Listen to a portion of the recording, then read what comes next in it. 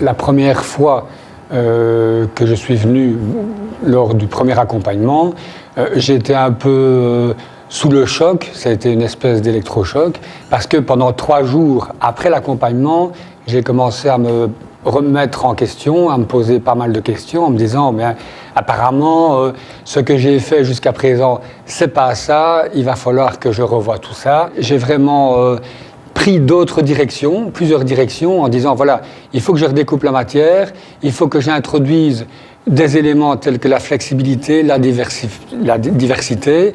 Et alors, c'est pour ça que, grâce à l'accompagnement, j'ai pu créer d'autres types d'exercices, j'ai pu revoir les consignes qui n'étaient pas tout à fait correctement formulées, et j'ai donc en fait plus tenu compte de l'apprenant. Je me suis plus mis dans la peau de l'apprenant en me disant, voilà, il faut que l'apprenant soit motivé, qu'il ait envie d'apprendre. Un enrichissement au niveau pédagogique et technique, dans le sens où j'étais revenu avec le concept de la fiche d'activité, également le concept de la scénarisation.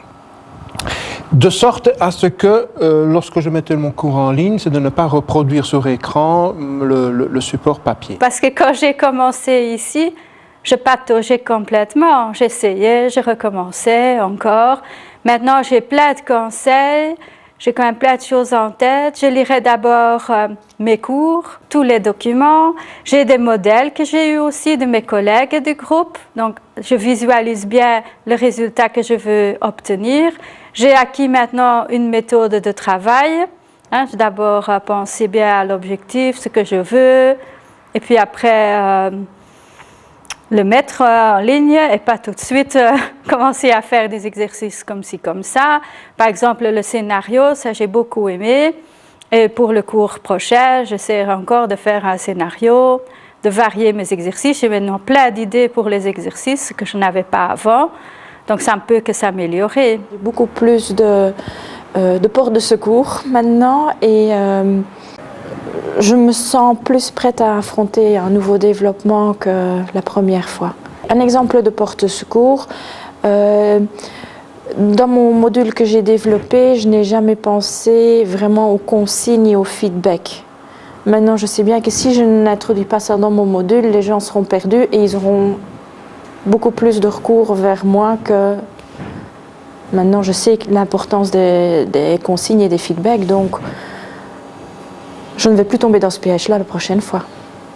J'ai maintenant des outils à ma disposition. Enfin, quand je parle d'outils, je parle d'idées et de pistes que je vais exploiter.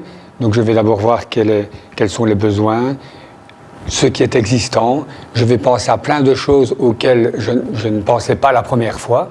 Je dois dire que ça m'a apporté un plus.